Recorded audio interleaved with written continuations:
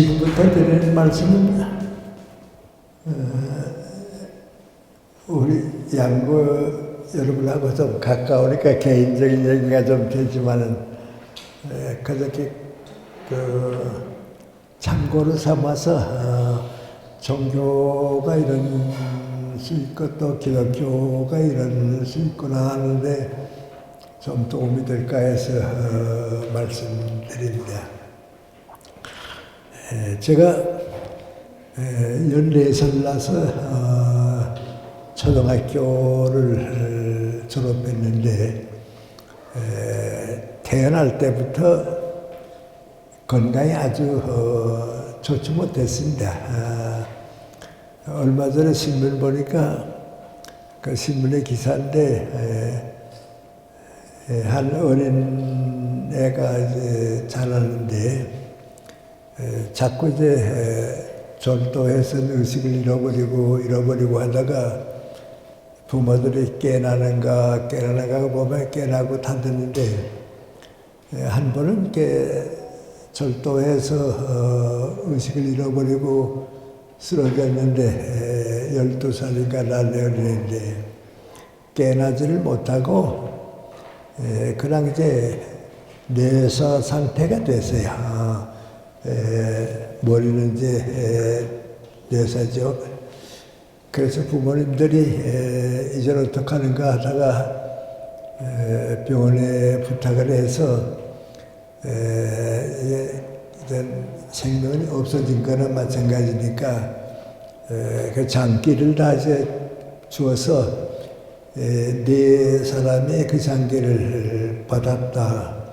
이제 그런 기사를 신문에서 보고서 나 혼자 아마 내가 어렸을 때에 그랬을 것이다. 지금 기억하는 건 나도 모르게 쓰러져서 이제 의식을 잃어버리고 있으면 밭에서 일하시는 어머님이 오셔서 날 품 안에 안고 깨나기를 이렇게 기다리고 있죠. 그러다 내가 이제 얼마 있다가 이제 눈을 뜨고 깨나게 되면 어머니가 많이 아프냐 그래요. 그래서 아니 아픈 데는 없다고. 그럼 집에 가서 쉬자.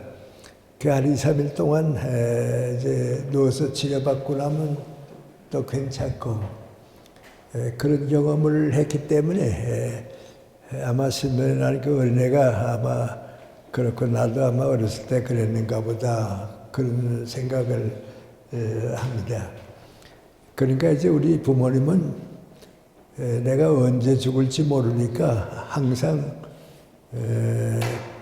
걱정입니다. 그런데 내가 14살 나는 해 정월 초하는 날 밤에 우리 어머님이 꿈을 꾸셨는데 내가 이렇게 무릎을 감싸고 앉았다가 하늘로 쓱 올라가 버리고 마는 그런 꿈을 꾸셨는가 봅니다.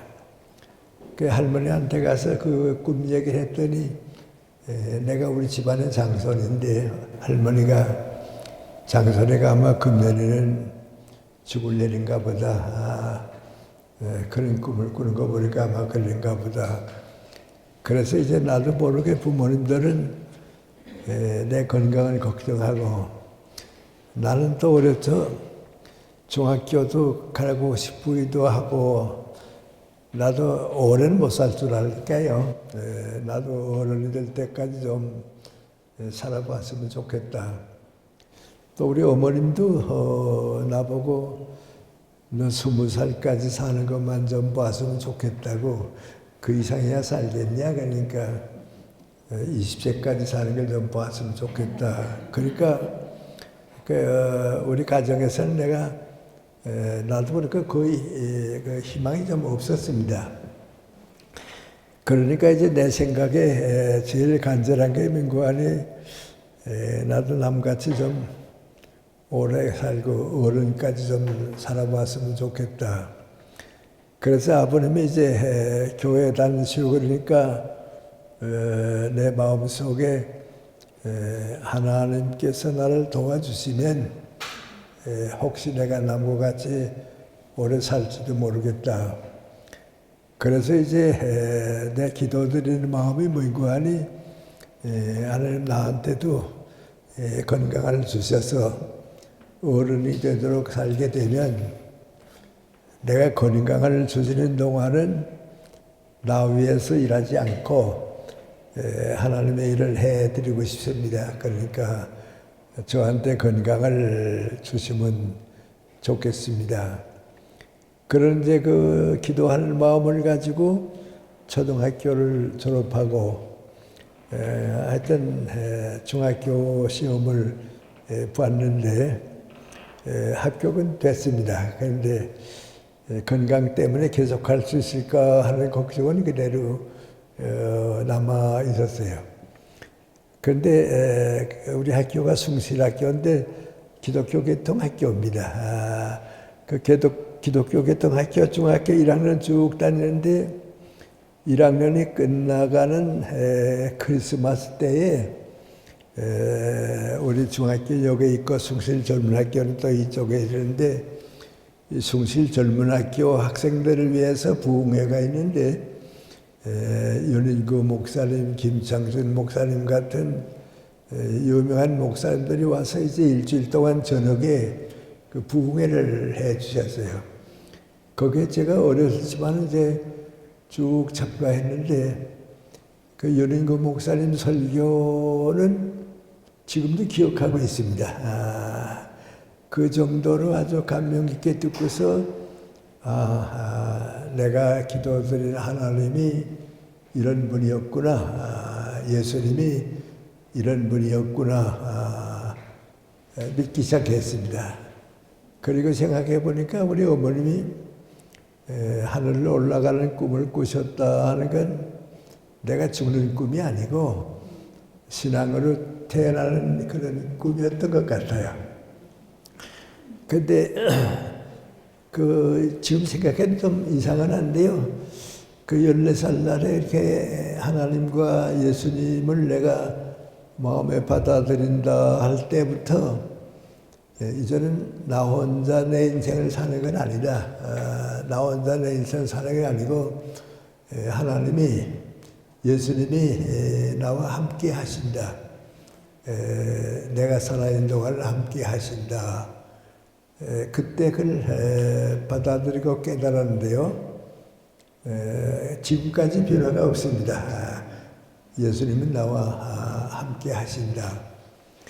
그래 쭉 다니는데 이제 교회에서 또 우리 학교에서 설교도 좀 많이 듣고 기독교가 이런 것이다 하는 것을 이제 받아들이고 있는데 일제시대에 너무 좀 그 어려움이 많이 있어서 중학교 3학년 됐을 때 우리 학교가 기독교 학교고 또 민족주의 학교라고 그래서 일본 총독부가 학교를 폐교시켰습니다. 그때 여러분 잘 아시는 윤동주 시인도 한반에서 공부하고 있었는데요. 윤동주 시인이 나보고 자기는 신사참배 할 수가 없으니까 만주를 다시 가겠다고 가고 나는 우리 교회 목사님 얘기도 듣고 또 교회 장로님들이 신사참배 때문에 고생하신 것도 알기 때문에 신사참배를 하면 안 되겠다 해서 1년 동안 학교를 그만 쉬었습니다. 쉬었는데 그때가 17살인데 10월 달쯤 됐을 때에 도산 안창호 선생님이 우리 마을에 오셔서 삼촌 집에 머무시면서 토요일 저녁에 강연을 해주시고 다음날 일요일 주일날 예배에 교회에서 설교를 하셨습니다. 그때 그 설교를 내가 쭉 들으면서 이상한 걸 하나 느꼈는데 뭐이거 하니 우리 목사님들의 설교는 다 같습니다. 다 같으니까 누구나 뭐 비슷한데 도산 선생의 설교를 듣고 나니까 완전히 설교가 달라요. 그래서 우리 목사님들이 가진 신앙에 비하면 도산 선생이 가진 신앙은 훨씬 차원이 높고 다르다 말이죠. 그래서 이제 왜 그렇게 됐는가 하는 생각을 이제 나 혼자 해봤는데, 신앙이라고 하는 것은 우리 마음의 그릇에 하나님께서 신앙을 주시는 건데, 그릇이 큰 사람은 크게 받는 거고 그릇이 작은 사람은 작게 받는 겁니다. 그런데 우리 목사님들은 교회를 위해서 신앙을 가지니까 교회만큼 작았는데, 도산 선생이나 고단 조만식 장로님은 항상 국가와 민족을 걱정하면서 살았으니까 신앙의 그릇이 민족 국가와 더불어 있습니다. 그러니까 이것이 다르구나 말이죠. 그래서 교회 신앙에 대해서 조금 불만 비슷한 게 생겨서 말이죠. 나도 좀 큰 신앙을 가졌으면 좋겠다. 민족과 국가를 위해서 신앙을 가졌으면 좋겠다. 그런 생각을 가지고 성경을 다시 읽어보고요. 또 기독교에 관한 책을 그 당시에는 우리나라에는 없었기 때문에 일본 기독교소의 구세군 본부에서 오는 책들을 구해가지고서 읽고, 그러니까 교회 가서 듣는 설교보다는 내가 가지는 생각이 조금 달라지기 시작했습니다. 달라지기 시작해서 그런 분야의 신앙을 가지게 되고 이제 쭉 자랐는데, 나도 이 다음에 목사님이 되거나 신학자가 돼서 교회를 섬기고 신학을 가르치는 것이 하나님의 일을 하는 제일 좋은 일인 줄 알았는데, 그보다도 더 중요한 일은 민족과 국가를 위해서 주님께서 무엇을 맡겨주시면 글로 가야겠다. 그런 생각을 이제 많이 가졌습니다. 그런데 자연스레 이런 순서를 밟게 됩니다만, 14살 났을 때 신앙을 가지기 시작했는데 24살 때 학도병으로 나가게 됐습니다. 그때 우리 대학생들이 다 이제 일본 군대에 끌려가서 학도병으로 나가게 되는데, 우리 김수환 추기경도 그때 나보다 2년 후배였는데 학도병으로 나가서 저 남태평으로가 고생하고, 우리 안비옥 선생도 또 학도병으로 나가서 이제 고생들 하고 그랬습니다. 나도 이제 학도병으로 끌려 나가게 됐는데 마음에 많은 좀 고민이 있습니다. 내 나라도 아니고 내가 원하지 않은 일본 군인이 돼가지고서 학도병으로 나가야 하는가 고민하다가, 하나님께서 나한테 무엇을 원하실까, 그 뜻을 내가 받아들여야겠다. 그래서 이제 일본서 대학생 때입니다. 꼭 24살인가 10년 후죠. 한 번은 여러 가지 마음의 결심을 하고서 내 방에 자리를 정해놓고 성경을 읽고 기도를 드리고, 또 성경을 읽고 기도를 드리고, 하나님 이런 때 제가 어떻게 해야 합니까 하는 것을 받아들이고 싶었는데, 그때 내가 읽은 성경 가운데 요한복음에 나온 성경인데 포도나무 얘기입니다. 네가 나를 택한 것이 아니고 내가 너를 택했다. 그래서 많은 열매를 맺어서 사회에 주기 위해서 내가 너를 택했다. 그 장면을 읽었습니다. 근데 내 목소리로 내가 읽었는데도 불구하고 그 말씀이 뭐고 하니, 이제 너는 내 사람이다. 너한테 내가 많은 책임을 가지고 있고 원할 바가 있다 하는 걸 깨달으니까 하나님이 내 아버지가 되시는데 하는 생각입니다.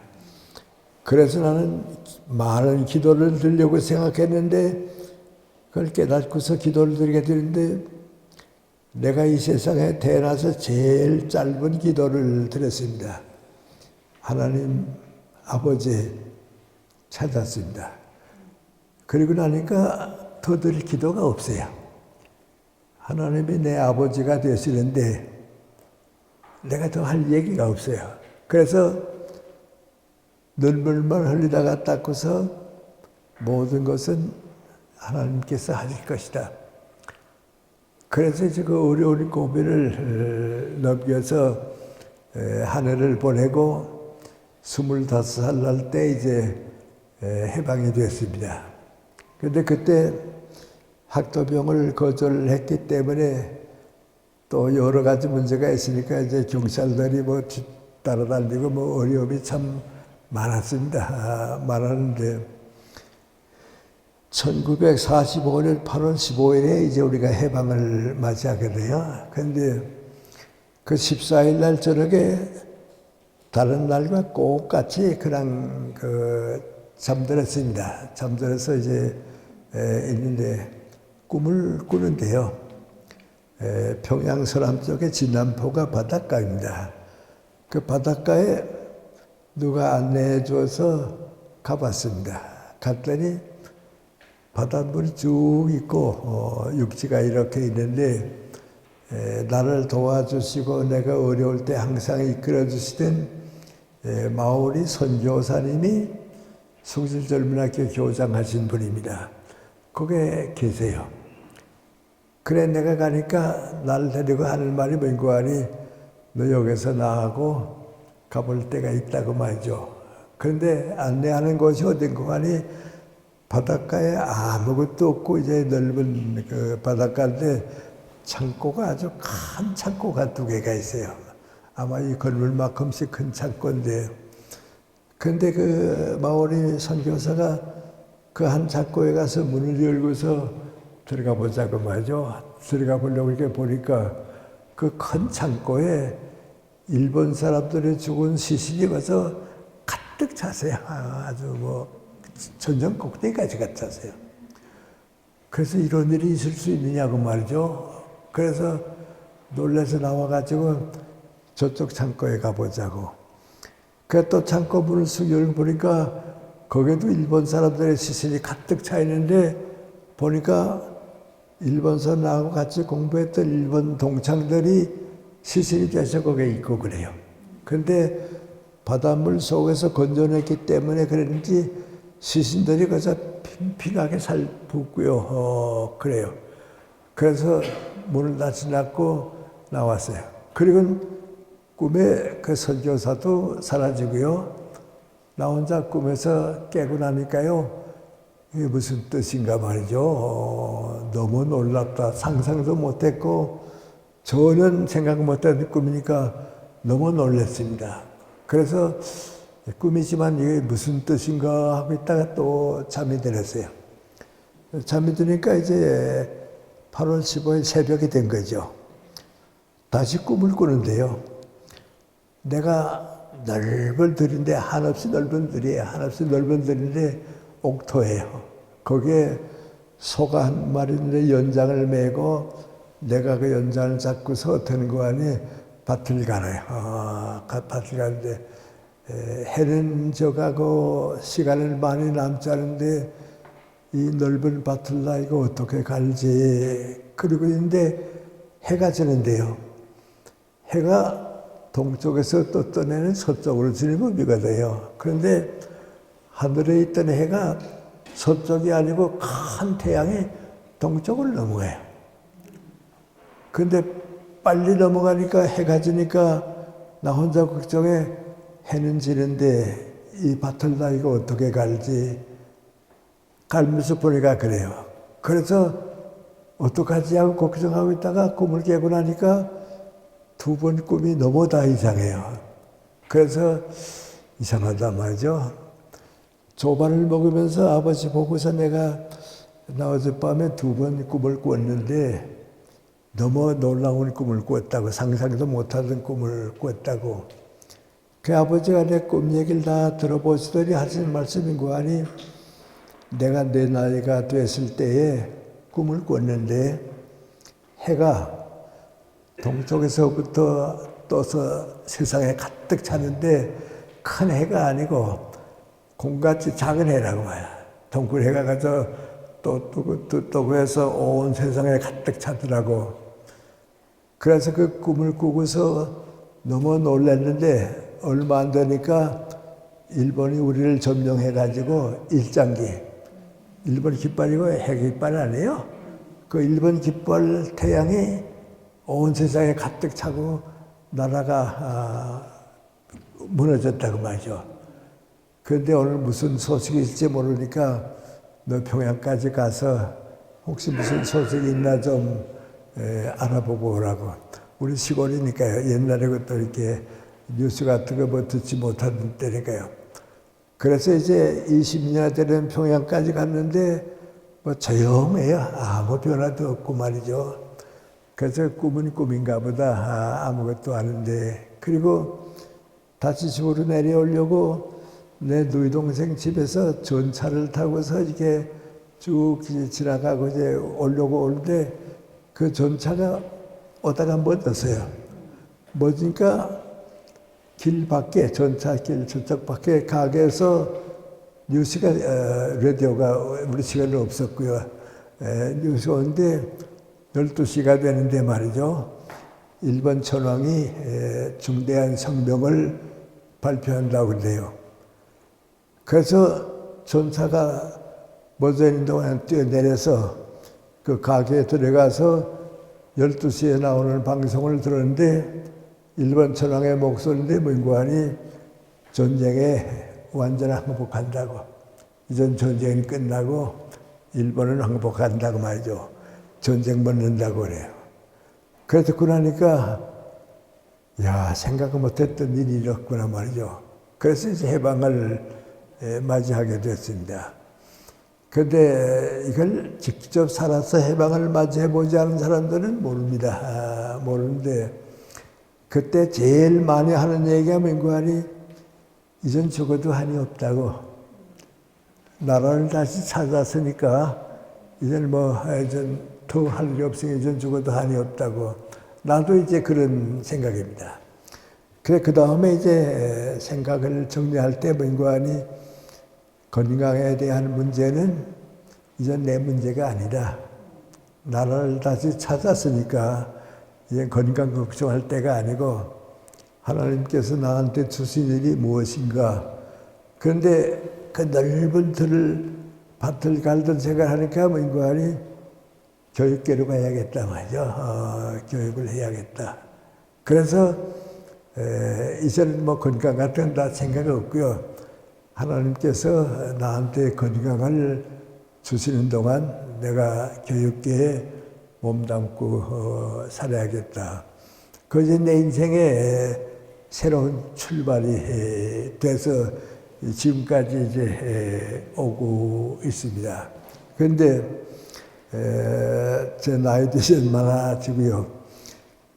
그렇게 건강이 좋지 못하고 그랬는데 주님께서 내가 너와 더불어 함께 할 것이다 하는 걸 깨닫고 난 다음부터는 그 증상은 없어졌어요. 쓰러지거나 그건 없어지고요.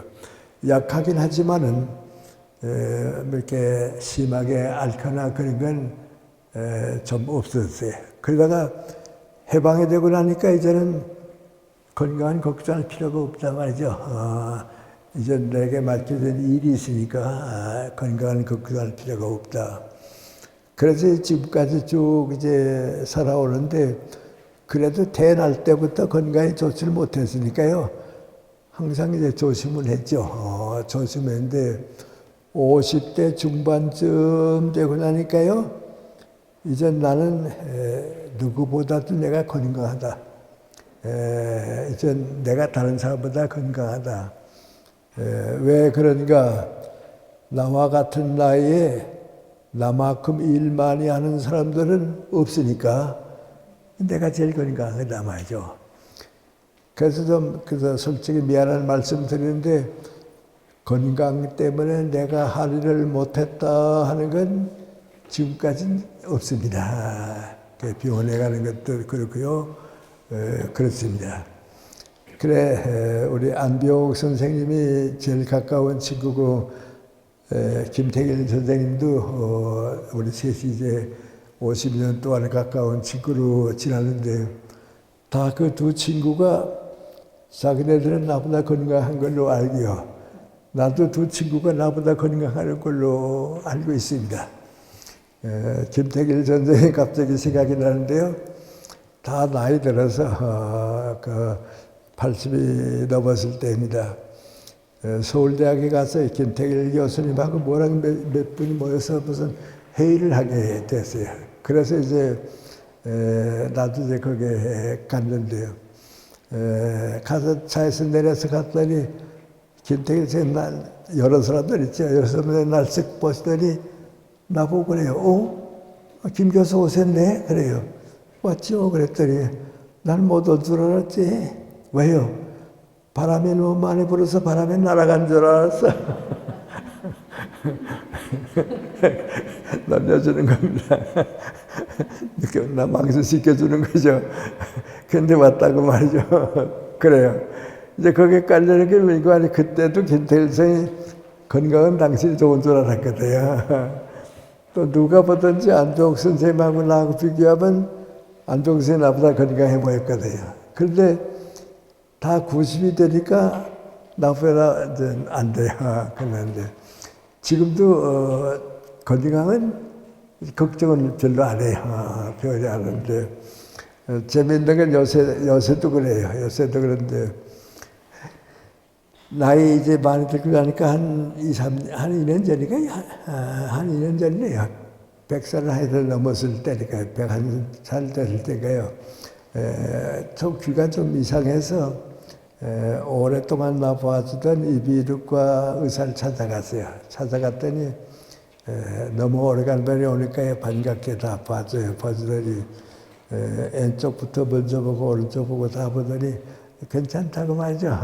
이제 보청기를 쓰셔야 할 테니까 잘 들리는 척부터 보청기를 쓰라고 말이죠. 그래요. 그래서 고맙다고. 그런데 그 의사가 밖에까지 거의 따라 나오더니 이제 안녕히 가시라고 했는데 또 오시지 마세요. 그래요. 그게 무슨 뜻인 거 아니야.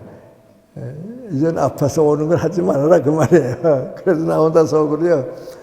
의사가 그 뭐 오래 살려는 뭐 말도 이상하게 한다. 이제 오지 말라고 그러니까 보고 싶긴 하지만은 병원 오지 말라 그 뜻 아니에요. 그래서요. 그리고 이제 요새 저 치과 때문에 이제 좀 치과 일도 안 돼요.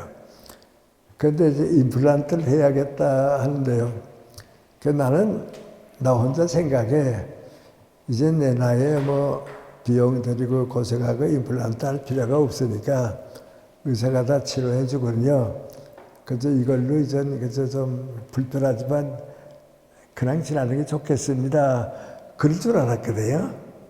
또 내가 생각해도 뭐 이제 임플란트하고 뭐 얼마나 더 오래 살지도 모르는데 말이죠. 그럴 줄 알고서 가는데 뭐 다 봐주더니 한 번 더 들으라고 그래요. 들으면서 임플란트를 하는 게 좋겠다고 그래요. 그래서 뭐 이 나이에 무슨 임플란트 또 하나 하고서 오랜 날 갔어요. 갔더니 다 보더니 좋습니다. 뭐 이제 오늘은 그냥 가시고요. 2달 있다가 와서 이제 임플란트 해놓자고 그래요. 지금 기다리고 있거든요. 근데 내가 웃으면서 그랬어요. 아니 오늘 오라 그래서 왔는데 뭐 실밥 뽑는 것밖에 없고 들여다보는 것밖에 없는데 이렇게 하는 동안에 세월 다 가겠네요. 그랬더니 그 의사가 나보고 하는 말이 아직 10년은 더 오셔야 할 겁니다. 그래요. 그 얘기가 두 가지인데 하나는 잇몸도 좋고 그러니까 임플란트 뭐 해야 된다 그 얘기예요. 그냥 안 하려고 그랬더니 하라 그러니까 하거든요. 그리고 가만 생각해 보니까 그 의사가 나보고 오래 살려는 얘기가 뭔가 아니 10년 더 다니라 그 말이거든요. 10년이면 자기도 정년 퇴직할 텐데 뭐 그랬어요. 하여튼 그 지금도 좀 이렇게 피곤도 하고요. 어려움도 많이 있고 좀 일도 좀 많이 하고 있고 그래요. 그러니까 쭉 그렇게 지나고 있는데 가만 생각해 보니까 그래도 내가 하나님과 기도드릴 때 건강을 주실 때까지는 하나님의 일을 하겠습니다 하니까 건강 주시는 대로 하나님의 일을 해야겠다 그래요. 그리고 이제 교회 생활을 쭉 시작했어요. 그런데 한번 내가 목사도 못 되고 신학자도 못 되고 교수로 남게 된 그 원인이 있어요. 부산에 비란가 있었거든요. 부산에 비란가서 이제 6.25를 받은 6.25가 됐습니다만 겪는데 아주 위험하게 됐어요. 대구 전선이 무너져도 공산군이 부산으로 들어오고요. 마산 전선이 벌어져도 부산으로 들어오게 되는데요. 미국서 오던 해병대 사단이 폭풍우 때문에 말이죠. 2주간이 늦어졌어요. 그러니까 너무 부산을 밑으로 있었어요. 이걸로 끝나지 않는가 그랬어요. 그래서 이제 우리 정부하고 미군 측에서 걱정한 게 민관이 공산군이 여기까지 들어오게 되면 군경가족은 다 희생당합니다. 그러니까 군경가족은 일본 오키나와로 보내자. 일본으로 보내자. 그 다음에 위험한 사람들은 크리스찬들이에요. 목사님과 크리스찬. 크리스찬들은 제주도로 보내자. 그 의논을 하고 있을 때예요. 그 의논을 하고 있을 때에 우리나라에 그때는 기독교가 장로교뿐이었는데요. 이 장로교가 기독교 장로교, 예수교 장로교가 격분 싸움을 했어요. 그 총회가 일본 사람들이 지은 중앙교회에서 하게 됐는데 나는 교회하고 이제 교육계 있고 그러니까 그건 모르고 있었어요. 모르고 있다가 부산 국제시장에서 대청동 쪽으로 뭐 계속 걸어오고 있는데 여기 중앙교회에 있던 이혜영이라고 하는 목사님이 계셨는데 그 목사님이 장로님이 계셨는데 나는 길 이쪽으로 이제 지나가는데 나를 쓱 보시더니 김생님 여기입니다 그래요. 그래서 예 그랬더니 총회 구경 오시지 않으셨어요? 방청 오시지 않으셨어요? 그래요. 예, 나 얘기는 들었는데 그랬더니 지금 여기 총회가 모입니다. 우리 장로교 전국교회가 여기서 모이는데 내가 방청권 나눠주고 있는데 방청권 좀 남았으니까 들어오시라고 말이죠. 그 생각 없이 그래요 하면서 들어갔어요. 들어가서 이제 아래층에서는 우리나라를 대표하는 목사님들, 장로님들이 모여서 총회가 모이고 나는 방청권을 가지고 뒤층에 가서 이제 이렇게 내려다보고 보는데 예배도 다 잘 보고 기도도 다 잘 드리고 그러더니 회의를 하기 시작하는데요. 그 장로님들이 두 팔을 나누어져 가지고 싸움을 하고 뭐 이제 그런데 내가 깜짝 놀랐어요. 이건 기독교가 이런 거 아닌데 다른 때도 아니고 나라가 이렇게 위험한 때에 우리 교회 지도자들이 이렇게 하는 건 아닌데 말이죠. 내가 믿는 기독교는 이건 아닌데 아주 좀 실망했어요. 그래서 끝까지 참을 수가 없어서 나와서 혼자 내려서 대청동 쪽으로 올라가서 오른쪽으로 가면 미국 문화원이 있었어요. 그 문화원 앞을 지나가면서 내가 믿는 기독교는 이건 아닌데 이럴 수 없는데 말이죠. 그게 아주 마음이 좀 무겁고 그랬는데 어디선가 전혀 생각 못했던 음성이 들려왔어요. 그 음성이 들려올 리가 없는데 들려오는데 뭔가니 죽은 자들로 하여금 죽은 자를 장례지나게 하고 너는 하늘나라의 복음을 위해서 내 길을 가야겠다. 그 얘기야. 그 성경 읽으신 분들은 아는데 그 성경에 나오는 얘기가 돼요. 그 전혀 생각 못했던 음성을 듣고 나니까요. 깜짝 놀랐어요. 그래서 여러 가지로 생각하다가 목사도 아니고 신학자도 아니고 한 교수로서 교육자로서 한 크리스찬으로서 살아가야겠다 말이죠. 그래서 다시 출발하게 됐어요. 다시 출발하게 되니까 한쪽으로 교회를 도와드리면서도 교회이면서도 내가 하는 일은 교육계예요. 양쪽 일을 쭉 이렇게 보고 하는 동안에 나 나름대로는 신학 공부를 하지 않고 내가 기독교 책을 많이 읽게 됐어요. 아까 파스칼 얘기했는데요. 파스칼은 기독교 사상에서 모든 사람이 존경하는 평신도입니다. 과학자입니다.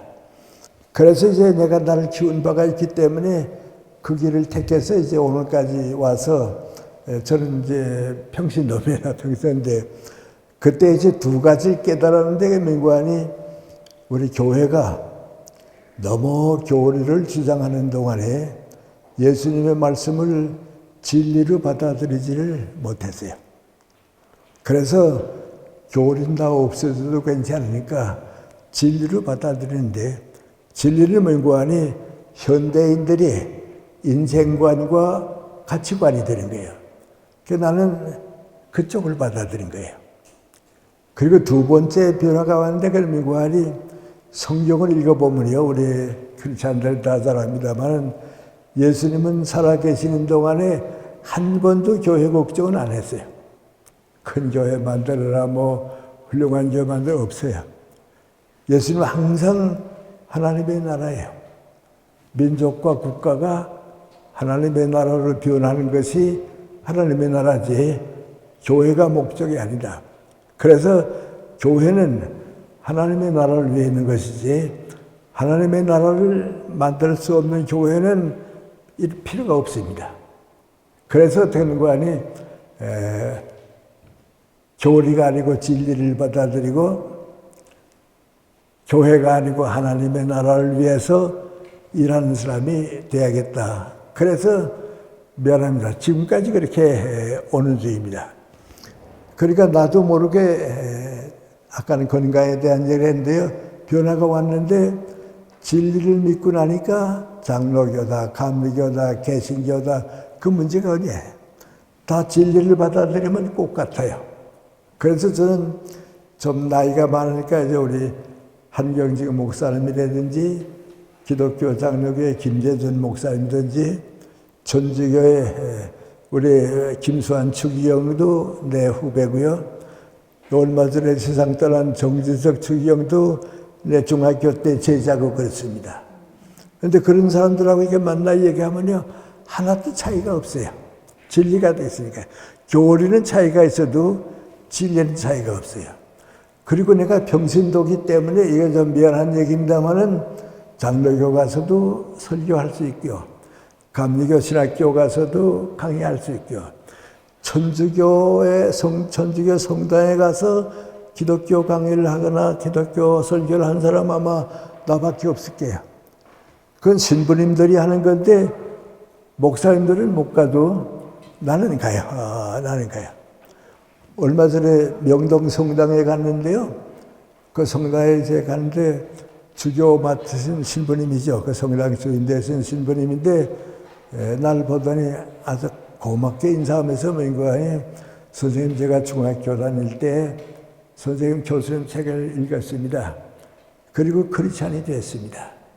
근데 지금은 천주교 신부로 있지만은 신앙을 가지게 한 건 교수님 책 때문에 됐기 때문에 항상 기다리고 있었습니다. 아주 날 그렇게 고맙게 대해요. 그리고 명동 성당에 들어가 보니까요. 그 넓은 성당에 가득 차고 사람들이 또 앉을 자리가 없으니까 쭉 서고 그래요. 그래서 나 혼자 생각하면 내가 택한 올바른 택한 것이다 말이죠. 올바른 길을 택했다. 그런 생각이에요.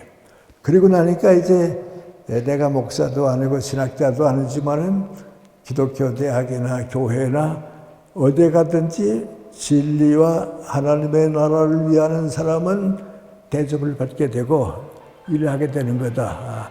그것이 예수님의 뜻이다. 그러니까 미안합니다만 내가 나 나름대로서는 내가 택한 길이 옳았단 말이죠. 나 같은 사람도 있어야 한다. 목사님도 필요하고 신도도 필요하지만은 나 같은 사람도 있어야 한다. 그래서 제가 쓰는 책 가운데 지금 상당히 많은 책이 우리 기독교 관계 책인데요. 어느 목사님이나 어느 신부님들 책보다도 내 책을 읽는 독자가 훨씬 더 많습니다. 어디 가든지 훨씬 더 많습니다.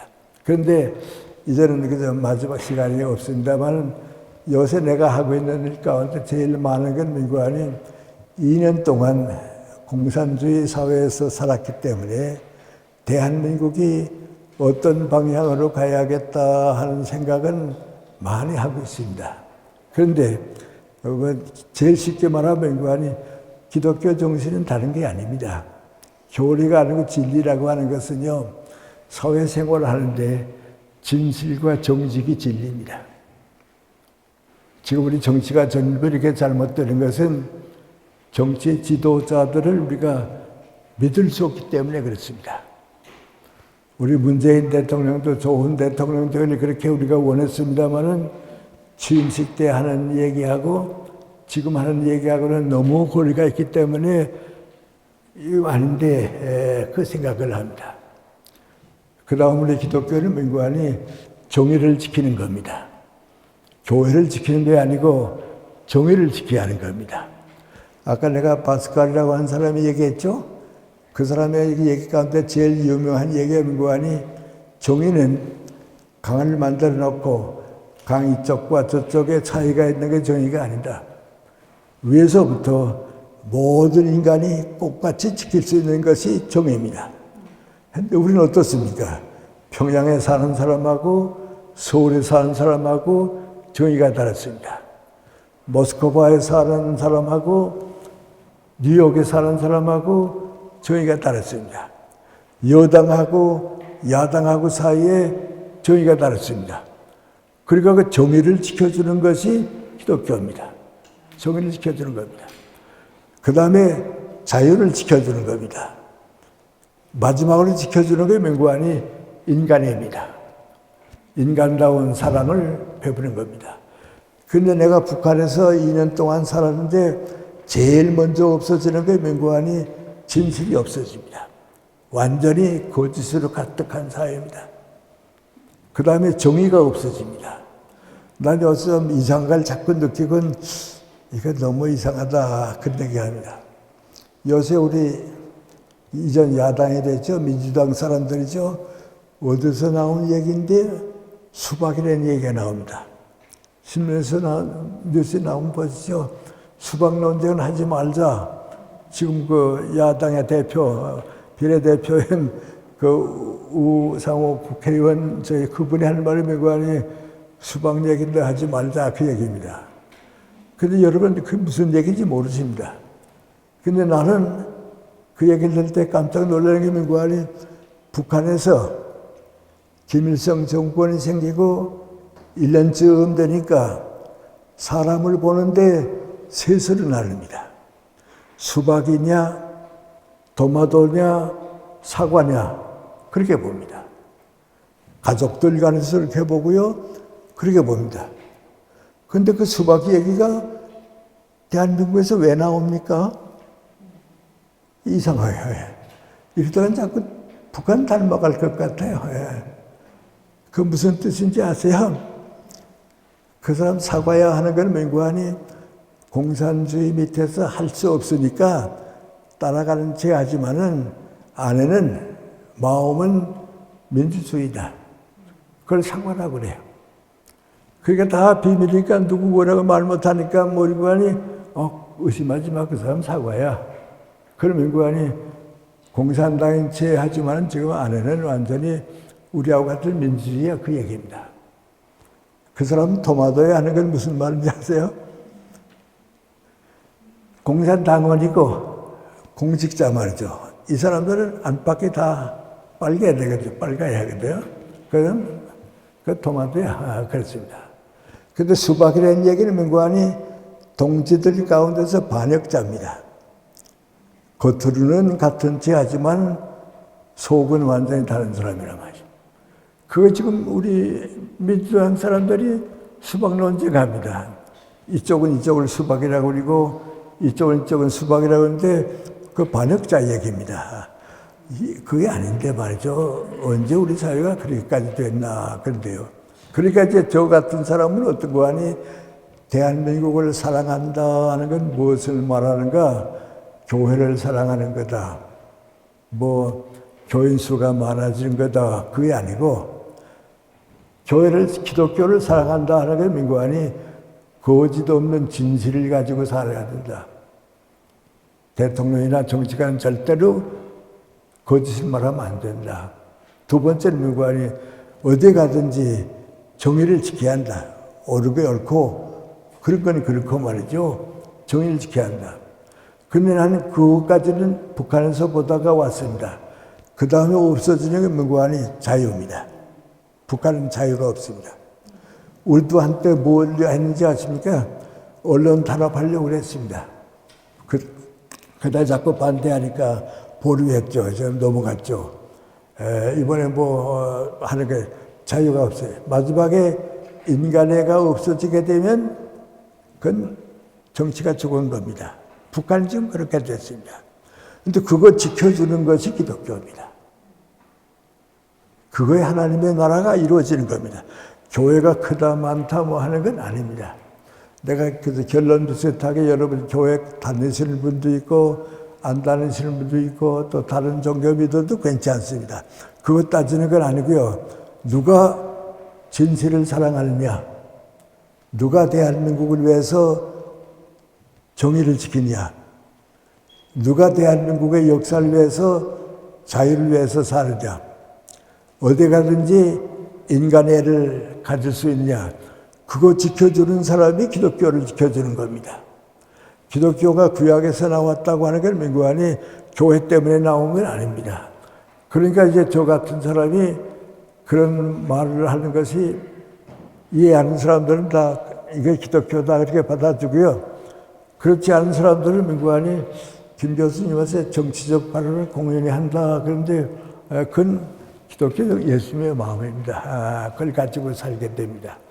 그리고 이제 아까 마지막 가서 좀 미안한 말씀입니다만은 아까 얘기로 돌아가서 그래서 이제 정년퇴직하면서 다른 사람들은 정년퇴직을 하게 되면 내 인생은 이제 끝나고 가정으로 간다 하는데 나는 하나님과의 약속이 있으니까 정년퇴직 했더라도 그냥 계속 일해야겠다 말이죠.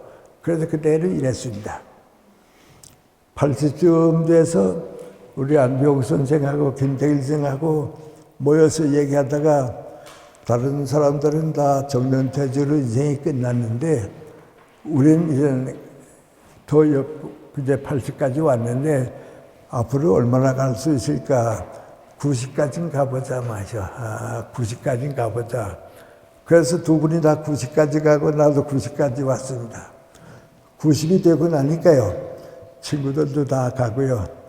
또 살아 계신 분들도 활동 못하고요. 그러니까 나 혼자 남는 것 같아요. 그래서 나는 내가 늙는가 보다 늙었다 하는 게 90에 느꼈습니다. 이젠 나 혼자 남았는데 어떡하지? 어떡하지? 그러다가 갈 수 있는 데까지 가보자.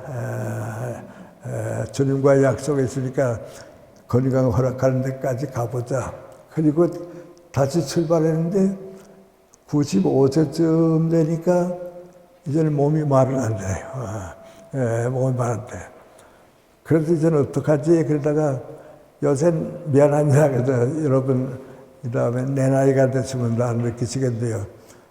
내 정신이 내 육체를 업고 다니는 것 같아요. 내 생각이 건강도 유지하는 것 같아요. 그러니까 걸음을 걸어도요, 조심해라, 층층대다. 그래요. 또 층층대 올라갈 때도요, 천천히 올라가라, 빨리 올라가면 어지러워지니까 천천히 올라가라. 그 요새는 완전히 내 마음이, 내 정신이 내 몸을 업고 다니는 것 같이 피곤하고 고단하고 힘들어요. 그래서 이제는 할 수 없지 않나 그래서 생각해 보는데 그래도 이상하게도요. 몸은 늙어가는데요. 피곤한데요. 정신이 늙는 것 같지는 않아요. 난 그것이 이제 인간이고요. 그것이 올바른 상태고요. 내게 있어서는 그것이 하나의 신앙이에요. 정신은 안 늙는다 말이죠. 몸은 늙지만 안 늙는다 말이에요. 95세쯤 되니까 몸이 말을 듣지 않으니까요. 많이 힘들어요.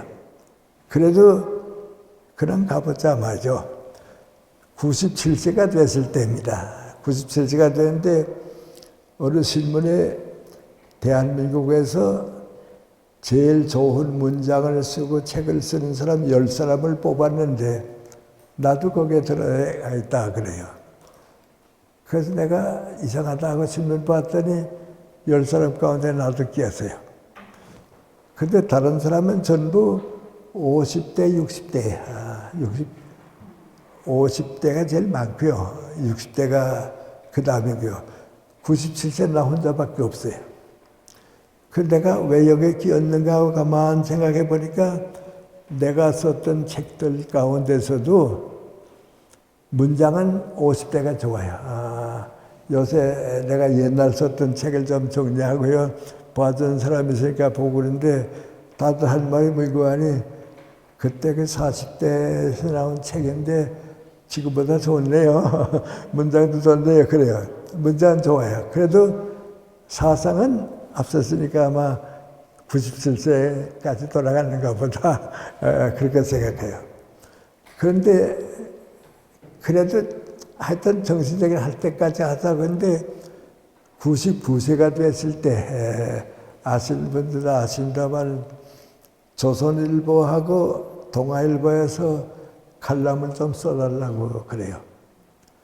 그 두 신문에서 부탁하니까 맡았어요. 왜냐하면 또 고마운 일이가 돼요. 100세가 되는데도 써달라니까 좀 고맙기도 하고 좀 자랑스러워 보이기도 하고 말이죠. 그래서 조선일보를 3년 동안 썼어요. 한 일주일에 하나씩 3년 동안 써서는 그거 이제 작년에 끝냈고요. 동아일보는 지금도 이제 계속하고 있어요. 계속하고 있는데 한 달쯤 전에, 한 달 반 전에 중앙일보에서 또 연락이 와서 우리 신문에도 좀 칼럼 좀 써달라고 말이죠. 그게 어떻게 쓰면 좋냐 그랬더니 매주마다 하나씩 좀 써달라고 그래요. 그건 힘들어서 안 되겠고 격주로 하자고. 그래서 그럼 그렇게 하자고. 그래서 지금 쓰고 있고 그렇습니다. 근데 내가 생각해 봐도 내 나이에 두세 신문에 칼럼을 쓰고 있고 그건 누구도 못하는데 나는 어떻게 하고 있나 말이죠. 그런 모인 거 아니 예수님께서 약속이에요. 너 건강할 동안에는 글 쓸 수 있는 동안은 써라 말이죠. 그런데 요새 어떤 글을 많이 쓰는가 두 가지입니다. 하나는 맹관이 겉으로는 정치 얘기하는 거고 사회 얘기하는 거고 뭐 나 생활에 대한 얘기하는 것 같아도 그 내용은 전부 맹관이 예수님의 뜻이 하나님의 뜻이 이 땅 위에서 이루어졌으면 좋겠다. 그것 때문에 하고 있습니다. 그래서 제가 드리는 기도가 맹관이 조선일보에 보낼 글이나 동아일보에 보낼 글을 어제 동아일보에 보낼 다음번째 이번 금요일에 보냈는데 그 글을 쓰면서도 뭐라는 거 아니 주님께서 이 글을 주셔서 이 글을 읽는 사람들이 좀 더 많은 사람들이 하나님의 뜻을 받아들이고 대한민국이 하나님의 나라가 됐으면 좋겠습니다. 그 지난 금요일에는 이제 중앙일보에 글이 나왔어요. 그 글을 쓸 때는 미안합니다. 여러분하고 같이 살고 있으니까 내 사생활의 얘기예요. 사생활 얘기인데 누가 나보고 얘기하는데 중앙일보의 그 신문에 나온 독자들 가운데 내 글이 다른 사람보다 압도적으로 많이 올라가 있다고 그래. 심사에서도 고맙다고 그런다고 말이에요. 그 마음을 맹구하니 하나님께서 아직도 나를 위해서 우리 민족과 국가가 하나님의 나라로 변할 때까지 책임을 주시니까 그 책임이 남아있는 동안은 모르겠어요. 얼마나 갈지 모르지만은 계속해야겠다. 계속하고 있어요. 그럼 제가 오늘 미안하지만 이런 말씀을 왜 드리는가. 첫째는 우리 한 양부 가족이니까 좀 이런 얘기도 하는 것도 괜찮을 거다. 그래서 하는 거고요.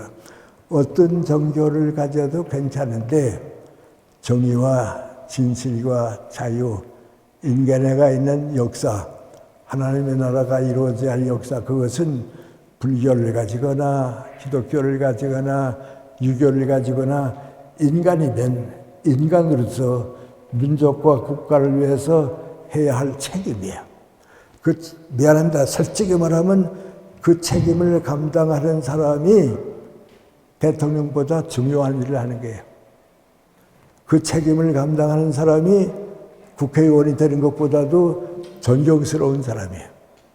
그 책임을 감당하고 지키는 사람이 쌓이고 쌓여서 대한민국이 자랑스러운 나라가 되는 거예요.